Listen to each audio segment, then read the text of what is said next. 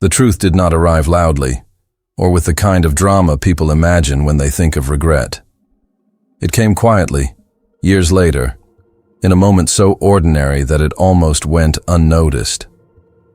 She stood alone in a room she had once filled with laughter and noise, holding an object that no longer belonged to anyone living, and for the first time she understood that the wager she had once laughed about had not ended when the wedding was over.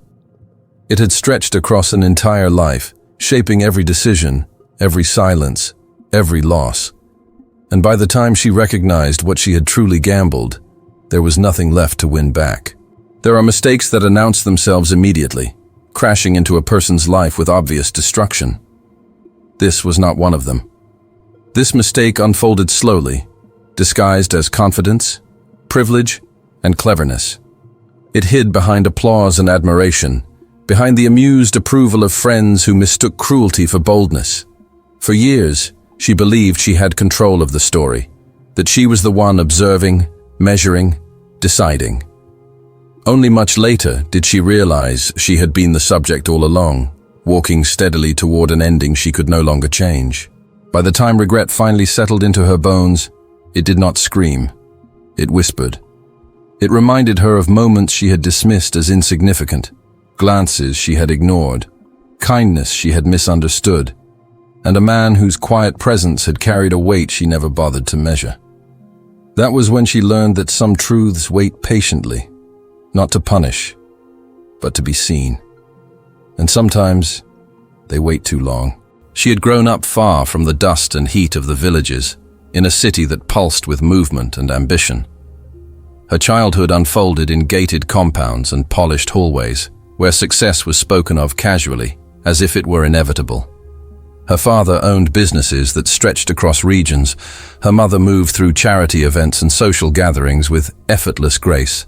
And from an early age, she learned that life was something to be shaped, managed, and displayed. Comfort surrounded her so completely that she rarely noticed it. It was simply the air she breathed. At school, she was known for her sharp tongue and sharper confidence.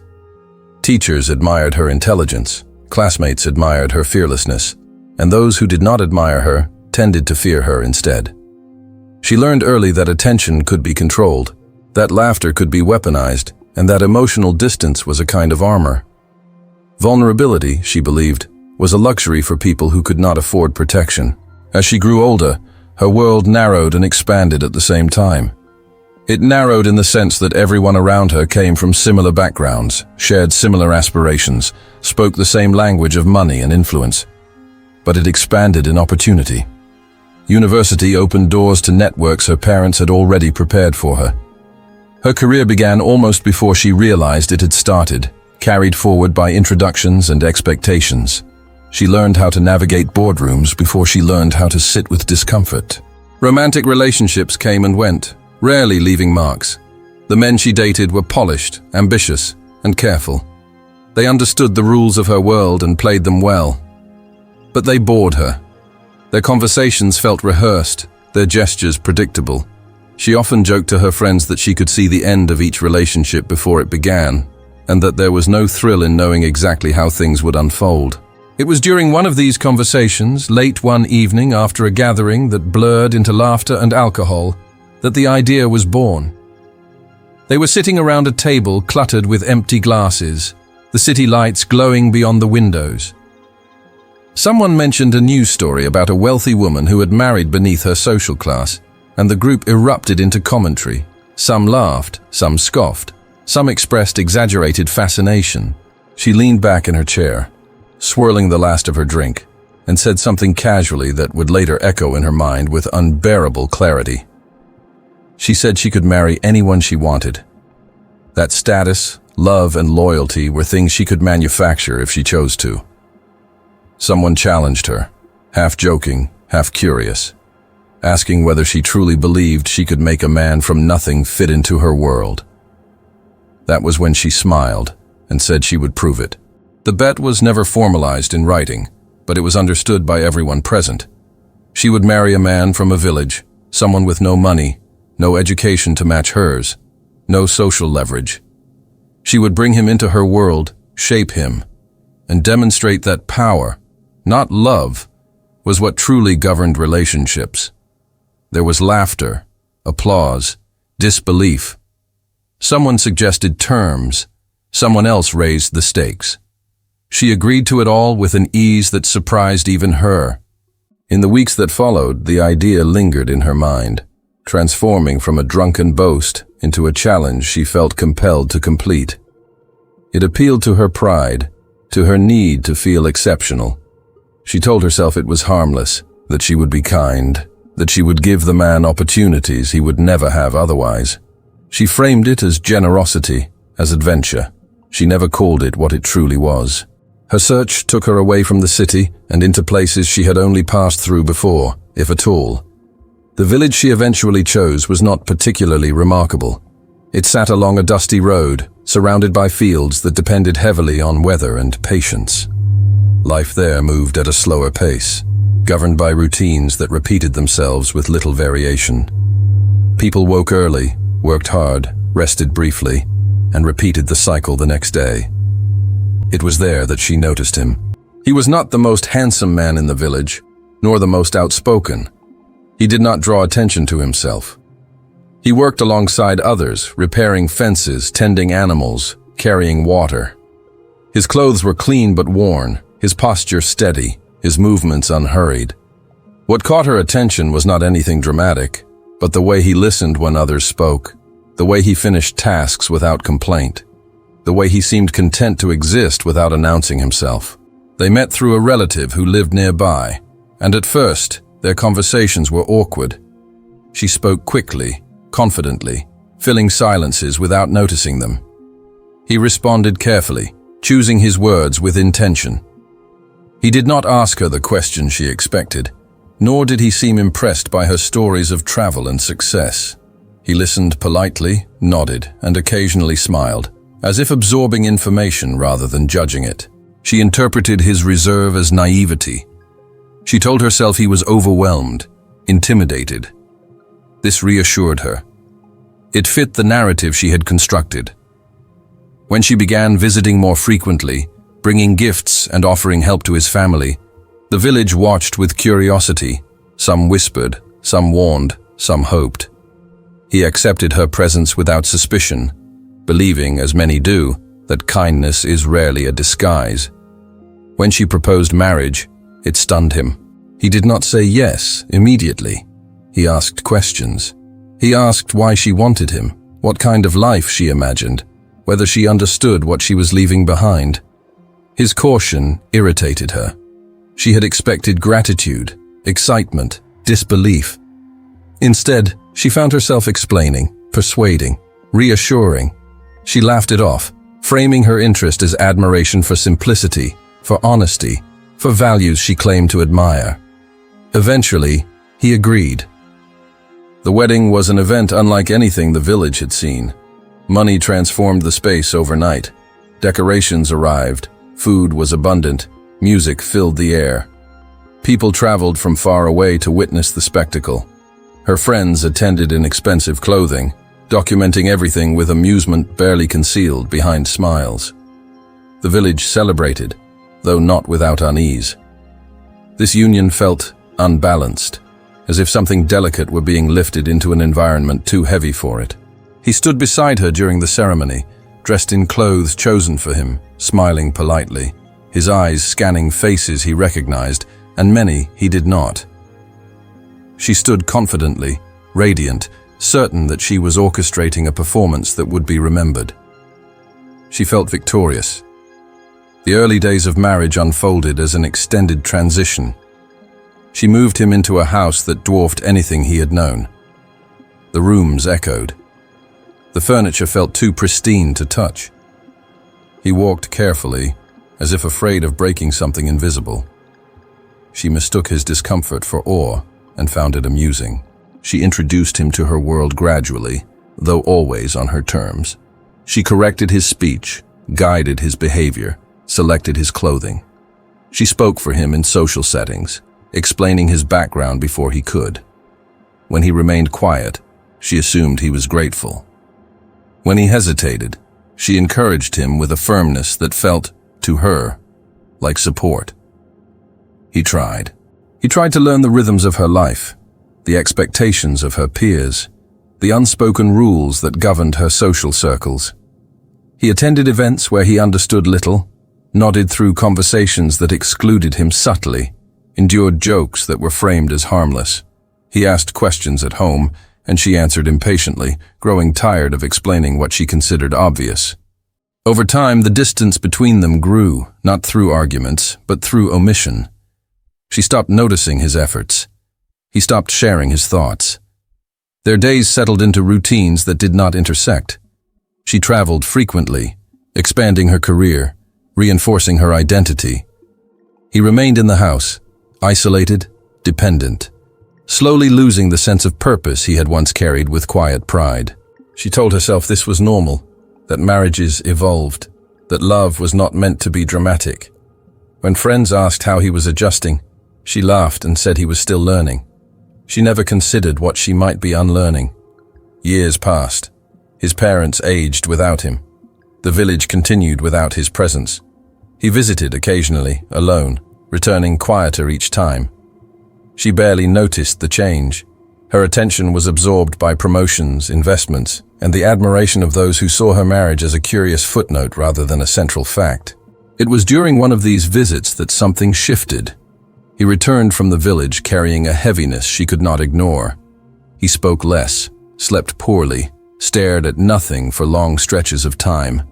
When she asked what was wrong, he shrugged, saying only that things were changing. She dismissed it, attributing it to nostalgia. She suggested distractions, trips, activities. He declined politely. What she did not know was that his father had fallen ill, and that the family had struggled in his absence. They had not asked for help, unwilling to burden him or confirm the fears some had voiced about his marriage. He carried the guilt quietly, believing it was his to bear. The first argument they had in years was not explosive. It was restrained, controlled, almost respectful. He told her he felt invisible, that he had become an accessory to her life rather than a partner. She responded defensively, listing everything she had given him, everything she had provided. The conversation ended without resolution, leaving behind a silence thicker than before. From that point on, the marriage began to unravel, not through scandal, but through erosion. She grew impatient. He grew distant. They stopped pretending to understand each other. She traveled more. He stayed home more. The house, once a symbol of triumph, became a container for resentment neither knew how to express. When his father died, she did not attend the funeral. Work obligations, she said. Important meetings. He went alone, returning days later with eyes that looked older than his years. He did not speak of it. She did not ask again. The bet, long forgotten by her friends, remained alive in subtle ways. Jokes resurfaced occasionally, references to her boldness, her confidence. She laughed along, though the laughter felt thinner each time. Somewhere inside her, something began to ache, though she did not yet recognize it as regret. The final separation did not come with shouting or legal battles. It came quietly, through a mutual exhaustion neither wanted to acknowledge. He asked to return to the village permanently. She agreed without protest, relieved in ways she did not fully understand. They parted with politeness, with restrained sadness, with promises that neither believed. He left with little. She remained with everything she had built. Years passed again. News of him arrived sporadically, through distant connections and half-remembered names. He remarried, someone said. He farmed, someone else said. He lived simply. She listened without reaction, filing the information away as irrelevant. It was only much later, when her own life began to narrow rather than expand, that the truth began to surface. Her parents died. Her career plateaued. The admiration of others shifted toward younger faces. The house grew quieter. Friends became busy, distant. Nights stretched longer. It was during one of these nights that she found herself thinking of him. not as an object of a story, but as a person she had never truly seen. She returned to the village years later, driven by something she could not name. It had changed, but not dramatically. The road was still dusty, the field still patient. People recognized her with cautious politeness. They spoke of him respectfully, mentioning his kindness, his reliability, the way he had cared for his family. They did not accuse her. They did not judge her openly. Their restraint hurt more than anger would have. She learned that he had died the previous year. Illness, untreated for too long. A life lived without excess, without complaint, ending quietly as it had unfolded. He had spoken of her once, someone said, not bitterly, just as a chapter that had taught him something about the world. She stood near his grave, reading a name she had once spoken with amusement, and felt the full weight of what she had done settle finally into place. The bet had not been about proving power. It had been about denying humanity, both his and her own. Regret came too late, not because forgiveness was impossible, but because understanding had arrived only after there was no one left to hear it. After standing by his grave, she did not leave immediately.